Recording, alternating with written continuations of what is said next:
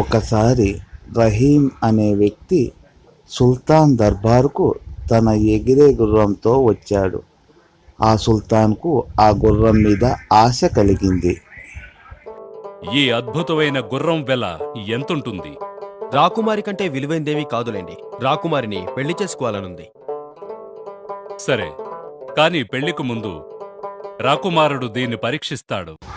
రాకుమారుడు ఆ గుర్రం మీద వెళ్ళి ఎంతసేపటికి తిరిగి రాలేదు. దాంతో సుల్తాన్కు కోపం వచ్చింది.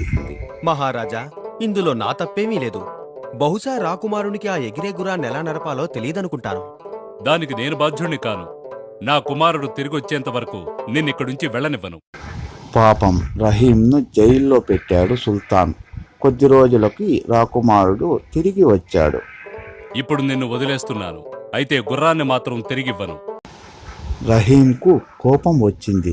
సుల్తాన్ మీద పగ తీర్చుకోవాలి అనుకున్నాడు. కొంతకాలానికి రాకుమారికి జబ్బు చేసింది. అప్పుడు సుల్తాన్ ఇలా చాటింపు వేయించాడు ఆ నగరంలో. నా కుమార్తెను స్వస్థపరిచిన వారికి మంచి బహుమానం ఇస్తాను.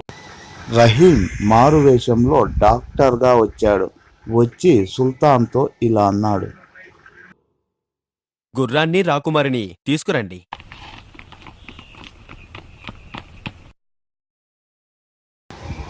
ఆ గుర్రం మీద రాకుమారిని ఎక్కించుకొని గాలిలో తొర్రుమన్నాడు. చూశారు కదూ పిల్లలు, మోసానికి మోసమే జరిగింది.